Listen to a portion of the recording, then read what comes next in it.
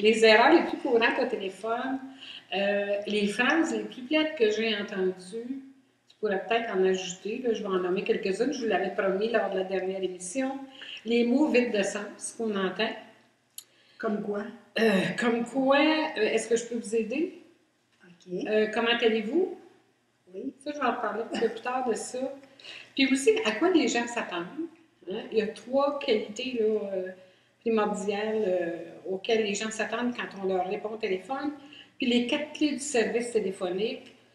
Les 3 qualités auxquelles les gens s'attendent quand on répond à un téléphone, c'est l'efficacité, la rapidité et la courtoisie. Maintenant, on vit dans un monde rapide. Efficacité, rapidité et courtoisie. Ouais. Ça serait quelque chose de bon à répandre dans les bureaux? Là? À répandre dans les bureaux. Dans les commerces? Ben, tu sais que j'enseigne aux gens, justement, sur la façon de répondre au téléphone. Oui, si je ne me trompe pas, tu as un cours sur l'Internet pour ça, exactement. Oui, j'ai un webinaire qui est offert là-dessus. J'ai aussi une vidéo qui traite du téléphone et j'ai écrit un livre en format électronique également. C'est tellement important. Absolument. Et par exemple, il y a des gens qui vont laisser attendre. Et une des phobies des gens qui appellent, c'est justement d'attendre trop longtemps. Les gens maintenant sont pressés, ils ont la mèche courte, ils ne veulent pas attendre trop longtemps au téléphone. Donc, c'est pour ça qu'ils veulent de la rapidité, de l'efficacité.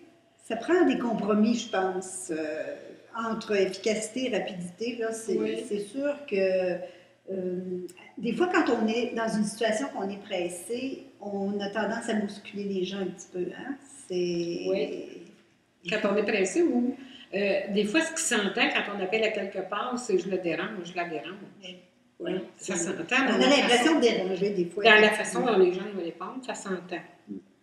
Il y a aussi une autre chose, c'est qu'on parle trop vite, beaucoup trop vite au téléphone. Quand on se parle en face à face, là, on utilise à peu près 180 mots par minute. Puis au téléphone, on devrait réduire ça à 120 minutes. Ah oui, on devrait aller plus tranquillement au téléphone. On devrait aller plus tranquillement au téléphone. Puis ça, on n'y pense pas, mais je vais vous donner des moyens pour y penser. C'est ça. Ben, par exemple, quand les gens nous laissent des messages sur notre boîte vocale, des fois, ça va tellement vite qu'on n'est même pas capable de comprendre le numéro qu'ils nous laissent. C'est complètement incompréhensible parce qu'ils ont parlé trop vite. Puis des fois, s'il y a la moindre petite interférence au niveau de la communication, on est incapable de savoir à quel numéro les rappeler. Ça arrive souvent quand même, ça, je vous dirais. Hein? Oui, très souvent. Il faut rembobiner pour aller réécouter le... Oui, puis même en rembobinant, on ne réussit pas à percevoir le numéro. Alors là, je vais vous donner les 4 clés d'un service téléphonique professionnel. La première clé, c'est un accueil de qualité. Pour accueillir les gens, comme on parlait, là, on le fait dans la routine. On est en train de travailler. Là, je pense à une réceptionniste ou même une personne qui travaille au service à la clientèle ou une adjointe dans un bureau ou même un patron. Vous êtes en train de travailler, le téléphone sonne, vous le prenez machinalement, vous répondez et la personne à l'autre bout sent, ou en tête plutôt, le mécanisme là, que vous venez d'utiliser, c'est de la routine. Hein? C'est pas, je prends un temps d'arrêt, la personne qui me téléphone mérite que je sois avec elle. C'est ça, c'est plus considéré comme une interruption.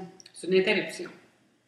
Maintenant, l'importance du temps d'arrêt. Moi, j'en parle dans mes cours et je leur dis, quand votre téléphone sonne, arrêtez le petit hamster de tourner, là. Prenez une bonne respiration avant de répondre, pour pas qu'elle s'entende, la respiration. Et là, vous allez entièrement être avec la personne qui appelle. L'effet de dérangement va être fini, ça va être passé, ça va être derrière nous. C'est vrai que si on prend un moment pour s'arrêter puis y penser... Oui. Alors, première chose à faire pour un accueil de qualité, le temps d'arrêt. Ça, c'est particulièrement important pour les clients, entre autres. Absolument. La respiration, accrocher un sourire. Oui, parce que le sourire s'entend à la voix. Le sourire s'entend à la voix. Et donner une réponse adéquate. Qu'est-ce qu'on répond? Puis il y a beaucoup de gens qui disent, ben moi, c'est la personne que je remplace qui m'a dit de répondre ça. Il y a des fois, ça fait dur pas mal. Je vais vous donner des exemples tout à l'heure. Oui, j'ai hâte d'avoir les exemples. Alors, la réponse adéquate. Puis si vous ne savez pas, demandez à votre supérieur qu'est-ce que je devrais répondre à mon téléphone. Puis il y a des fois des supérieurs qui n'ont pas trop d'inspiration, on va vous dire. Non plus. Non plus. Alors, c'est pour ça que c'est important de donner des trucs. Oui. Ben, d'où la pertinence de tes cours. Hein? D'où la pertinence, parce qu'il n'y en a pas de cours qui se donnent sur comment répondre au téléphone. Les gens qui engagent disent, ben, on répond au téléphone, ou il répond au téléphone à la maison. Ça va de soi, là. Ça va de soi. Tu prends le combiné ou tu as un casque d'écoute, tu ne l'as pas immédiatement, ce qu'il fait. Mais ce n'est pas le cas, c'est pas vrai. La clé numéro 2, la compréhension des besoins. Il faut être à l'écoute des gens. Si vous êtes préoccupé là, par le fait que ça ne marche pas pantoute, là, de votre document Word, là, ça ne marche pas pantoute avant que la personne appelle, bien, vous n'êtes pas avec la personne qui appelle, vous ne pouvez pas être à l'écoute. Votre esprit est préoccupé par votre document. Remarque que c'est pas juste pour le téléphone que c'est bon, ça. N'importe quelle conversation qu'on a, c'est toujours agréable d'avoir une personne qui est vraiment présente, là. Puis ça s'adresse aussi aux conjoints dans les mariages, en passant. C'est ça, je vais passer vite là-dessus. Mais ça s'applique aussi à l'accueil physique. Je parle du téléphone, là, mais si vous savez quelqu'un dans vos bureaux, ça s'applique aussi. Apprendre à poser des questions, puis pas faire des suppositions, puis dire, bien, ça doit bien être ça qu'il veut dire. Ben non. Posez-la la question, ne soyez pas gênés. Puis reformulez au besoin, posez des sous-questions pour que ce soit clair. Puis l'écoute. L'écoute, savoir l'écouter. La clé numéro 3, c'est la conviction. Convaincre les autres, on a peur de suggérer des options. Ça, c'est surtout les gens qui travaillent au service à la clientèle. Est-ce que ça vous convient? Ça, c'est une question, on a tellement peur de la réponse qu'on ne la pose pas. Mais si vous avez bien fait votre travail, puis vous dites, est-ce que ça vous convient?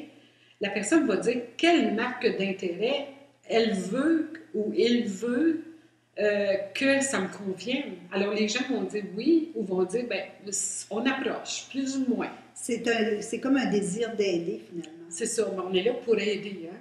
Effectivement. La clé numéro 4, pour conclure l'appel, parce qu'on oublie des fois de conclure l'appel, gardez un ton amical. Même si la personne n'a pas été tellement gentille avec vous au téléphone, restez sur un ton amical, un ton chaleureux quand même.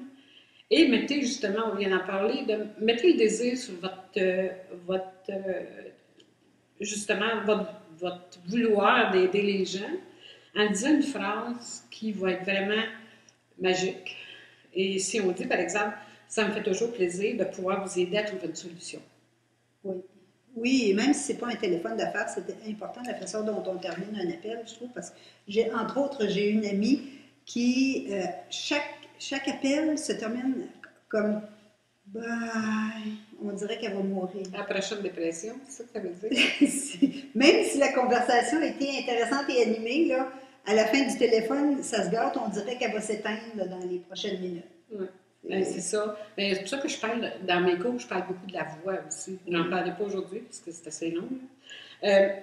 Aussi, comme dernier point de la clé numéro 4, ressentir la satisfaction des deux parties. Alors, il y a quelques années, on disait en affaires, c'est you win, I win. Hein? On gagnant-gagnant, 50%, 50%. Mais quand on pose cette question-là, est-ce que ça vous convient ou j'ai toujours le désir de vous aider, je suis là pour ça?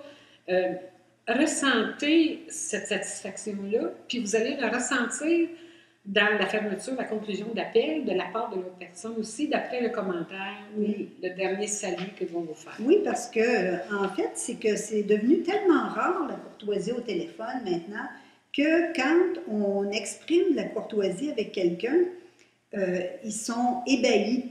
Hein? Littéralement ébahis, des fois. Oui. C'est dommage que ça ait disparu tant que ça, mais ça va être à la source d'un grand succès. Une des réponses les plus moches que j'ai entendues, c'est une directrice de ressources humaines d'une grande entreprise qui répond à son téléphone d'affaires « Allô ». Moi, dans mes cours, je dis aux gens, situez toujours les personnes. Quand on répond au téléphone, on devient un géo, un gentil organisateur de voyage. On prend l'appelant en charge et on lui fait faire un beau voyage et on l'amène à destination. Alors, si vous avez répondu à la personne, j'achemine votre appel à monsieur tel qui est directeur du service à la clientèle, par exemple, c'est un exemple que je vous donne. Et si la personne à l'autre bout de la ligne nous dit « Allô, est-ce que je suis au bon endroit? » Oui, on se demande toujours si c'est la bonne personne qui a répondu finalement. Oui.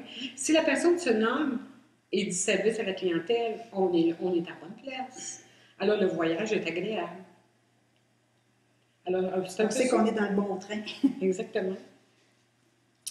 Je vais vous mettre en contexte aussi d'une autre chose que j'ai vécue. Je suis dans une salle d'attente, dans un grand bureau, et il y a devant la réceptionniste, et elle répond au téléphone à une collègue qui doit lui demander, j'imagine d'après la réponse, « As-tu vu passer mon patron? » Et elle répond, « Je viens de le voir passer pour aller au petit coin, ça ne sera pas long. » D'abord, qui elle est pour savoir que ça ne sera pas long? Et deuxièmement, moi, en tant que personne dans la salle d'attente, je n'ai pas à savoir ça. Non, c'est too much information, comme ils disent. C'est ça. Ensuite, un département de service à la clientèle qui répond « Oui, bonjour, est-ce que je peux t'aider? » Premièrement, le tutoiement, ça me jette par terre. Parce qu'on n'a pas gardé les moutons, ni les vaches, ni les cochons ensemble. Là. Non. Hein, la plupart du temps, en tout cas. Et est-ce que je peux t'aider? Ben oui, tu es là pour m'aider, c'est pour ça que je t'appelle. Donc ça, c'est des mots vides de sens. Par exemple, comment allez-vous? Une personne qui m'appelle, qui ne me connaît pas, et qui me dit comment allez-vous? Pas capable. C'est pas bon signe d'habitude, c'est pour vendre quelque chose en partant. Bien, déjà là, c'est tellement pas transparent. Tellement pas transparent. Et pourquoi? D'abord, attendez donc la réponse que je vous dis. Ça va pas très bien, ça allait mieux avant que tu appelles. As-tu déjà répondu ça? Non, mais ça me donne le goût de le faire. Mais je ne suis pas capable d'entendre ça. Comment allez-vous? Puis ça, c'est de la traduction pure et simple de l'américain. How are you doing today? How are you doing? How are you doing? Oui, c'est ça. Mais ça, c'est une autre culture. Hein? C'est une autre culture. On n'a pas d'affaire à répondre ça. Organisez donc votre pensée quand vous appelez quelqu'un. Moi, j'ai beaucoup de téléphones de gens qui disent « Ah, je suis surpris de parler à une personne, je pensais de parler de messagerie vocale. » La personne n'est pas organisée, elle ne sait pas quoi me dire, elle ne sait pas qu'est-ce qu'elle veut. Ah oui. Organisez vos pensées. Hein? Écrivez. Ça pourrait arriver qu'on parle à un humain. Hein? Ça pourrait arriver. Ça arrive tellement pas souvent. Et quand une entreprise répond au téléphone, une réceptionniste, par exemple, ça répond « Entreprise ABC, bonjour, mon nom est Louise, comment puis-je vous aider? » C'est trop long. Et là, au bout de cette phrase-là, la personne qui appelle va dire « J'appelle où déjà, là? » Parce qu'elle a oublié déjà le nom de l'entreprise. Alors, le nom de l'entreprise suivi du bonjour. C'est tout. C'est suffisant. C'est suffisant. C'est raisonnable. Organisez vos pensées, je vous l'ai dit. Quelqu'un qui appelle et qui me demande « J'aimerais avoir des informations sur vos cours. J'en ai plusieurs. Il y a quel cours qui vous intéresse? » Hein? Donc, organisez-vous, organisez vos pensées avant de faire un téléphone à quelqu'un. Les gens de l'étranger, pensez donc au décalage horaire avant d'appeler quelque part aussi. Parce qu'avec des bureaux à domicile, souvent le téléphone sonne à toute heure. Les téléphones d'affaires sont transférés au domicile. Moi, c'est ce que je fais. Puis me faire réveiller à 6 heures le matin pour avoir des informations sur mes cours. Moi, j'y pense. Quand j'appelle dans un autre pays, je vais toujours voir. Maintenant, c'est tellement facile. Vous avez ça sur l'ordinateur dans un temps record. Allez voir à quelle heure il est dans ce pays-là. Hein? Donc, un autre moment donné, je parlerai des tablettes et des téléphones intelligents en réunion et au restaurant aussi. Mais en ce qui concerne le téléphone, c'est pas mal ce que j'avais à dire. Toi, as-tu déjà entendu des phrases plates au téléphone? Je me suis fait demander comment ça allait en parlant. Oui. Mais tu sais, c'est des modes au Québec, ça. Comment puis-je vous aider? Oh, may I help you? C'est de l'anglais. Et puis, comment allez-vous aujourd'hui? D'accord, pire. Puis du tutoiement, vouvoiement, là, ça, c'est vraiment des quelons qu'on appelle. Oui. Maintenant, je vous disais aussi au début que j'ai écrit un livre en format PDF qui s'appelle « Savoir-faire à l'accueil, savoir-dire au téléphone ».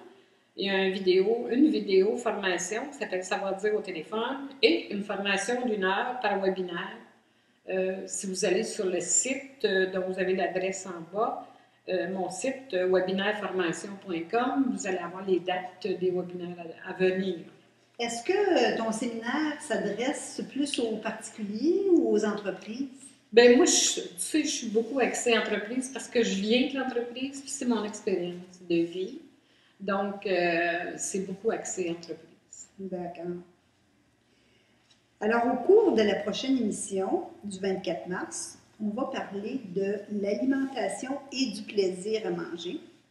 On va également commencer à parler du jardinage et des ressources biologiques qu'on a, parce que ça va être presque le temps de commencer à y penser. Printemps? Oui. On va parler des OGM et de la santé un peu plus en profondeur, parce que c'est un gros sujet, c'est un sujet qui vaut la peine, ça vaut la peine de s'y attarder. Et tu vas nous parler des courriels? Je vais vous parler des courriels et les erreurs qui ne pardonnent pas dans les courriels. Parce qu'on a appris un petit peu sur le tas et rapidement avec l'arrivée de c'est arrivé vite, hein, ça a évolué très vite. Voilà, donc on va parler de ça, un petit peu comme on a parlé du téléphone aujourd'hui. Si ça peut vous donner des outils pour éviter de faire des erreurs, tant mieux. Oui, parce que qui n'utilise pas les courriels maintenant? Tout le monde. Et on vous rappelle qu'on aime quand vous cliquez sur notre bouton « J'aime » sur notre page Facebook. Et n'hésitez pas à nous envoyer vos commentaires, vos questions et vos suggestions. Et enfin, j'aimerais vous laisser avec une petite citation qui dit « Quand nous sommes jeunes, nous dépensons notre santé pour se faire une fortune, et quand nous sommes vieux, nous dépensons une fortune pour se faire une santé. » Et c'est quelqu'un d'anonyme. Quelqu'un de brillant. Alors moi, j'ai une petite citation aussi qui dit « Le téléphone est la pire des commodités et le plus pratique des fléaux. » Et c'est signé Robert Stoughton Lind. Je le connais pas, mais je trouve ça bien comme phrase. Alors, merci d'avoir été avec nous aujourd'hui et à la prochaine. À la prochaine.